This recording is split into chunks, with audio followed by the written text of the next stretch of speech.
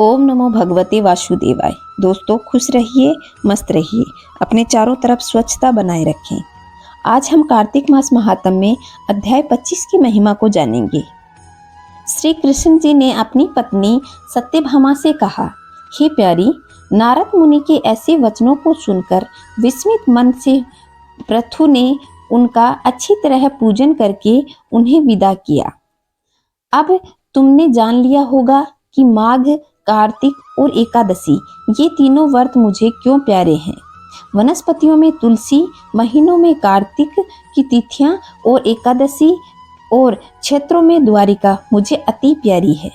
जितेंद्रिय होकर जो इनका सेवन करेगा वह मुझे इनका इतना प्यारा होगा जितना यज्ञादि करने वाला भी नहीं होता।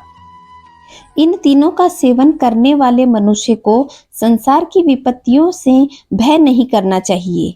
मेरे अनुग्रह से उनके जीवन सुख से बीते। सत्यभामा बोली कि हे नाथ, आपने जो कहा कि दूसरे के दिए हुए आधे पुण्य से कलह तर गई, ये आश्चर्य की बात है। इस कार्तिक का व्रत क्या आपको इतना प्रसन्न करने वाला है कि परायों द्वारा किया गया पुण्य देने से भी इसका फल मिल जाता है या बिना दिए भी, सो आप कहो। तब श्री कृष्ण जी बोले, बिना दिए हुए पुण्य और पाप जिस कर्म से मिलते हैं सो तुम सुनो। सतयुग, त्रेता और द्वापर में देश में, गांव में, कुल में पाप पुण्य के दूसरे अंश के भागी होते हैं और कलयुग में जो पाप और पुण्य करता है वही भोगता है। संसर्ग न करने पर भी यह व्यवस्था कही गई है। और संसर्ग जैसे पाप पुण्य दूसरे को मिलते हैं तो सुनो। एक जगह बैठने से, विषय करने से, विवाह संबंध से, एक पात्र में खाने से मनुष्य को पाप पुण्य के आधे फल को प्राप्त कर लेता है। साथ में पढ़ने से, यज्ञ करने से, एक पंक्ति में भोजन करने से मनुष्य परोक्ष में और पाप पुण्य के चौथाई फल को प्राप्त कर लेता है। देखने और ध्यान से मनुष्य दूसरे के किए हुए पाप पुण्य के 100वें भाग को प्राप्त कर लेता है। दूसरे की निद्रा और चुगली करने व धिक्कार देने से उसके पापों का ग्रहण कर लेता है और अपने पुण्य उसे दे देता है।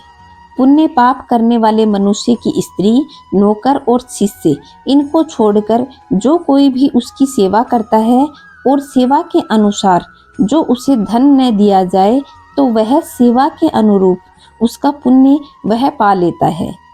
एक पंक्ति में भोजन करने वाले मनुष्य को जो परोसने के नियमों का उल्लंघन करता है उसके पुण्य के 6ठे अंश को उल्लंघन किए हुए पुरुष से ग्रहण कर लिया जाता है। स्नान, संध्या आदि करते समय जो दूसरे को छुए और बात करके भोजन करता है वह पुण्य कर्म के 6ठे अंश को दूसरे को दे देता है। धर्मार्थ जो दूसरे से धन मांगता है और फिर धर्मार्थ करता है तो उसका फल धन देने वाले को मिल जाता है। पराया धन लेकर के पुण्य करता है वह पापी होता है और जो धन देने वाला है वह पुण्य को पाता है।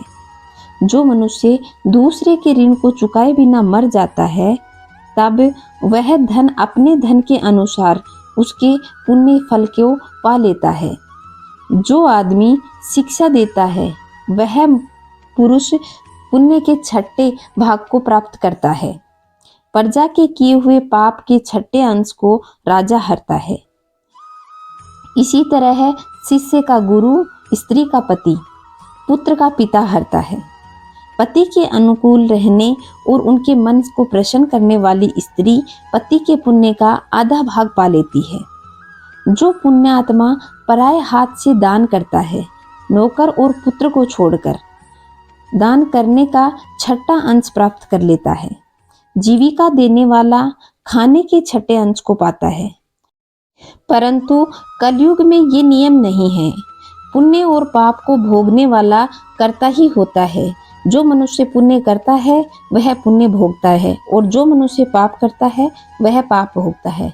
इससे जुड़ा हुआ एक पुराना इतिहास है, बड़ा ही पवित्र और उग्र बुद्धि देने वाला है, वह मैं आपको सुनाऊंगा।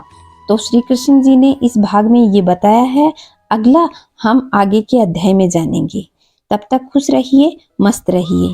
चैनल पे पहली बार आए हैं तो चैनल को सब्सक्राइब कर लें, पास के बेल आइकन को दबाएं ताकि आने वाले वीडियो का नोटिफिकेशन आपको सबसे पहले प्राप्त हो। कमेंट में जय श्री नारायण अवश्य लिखिएगा।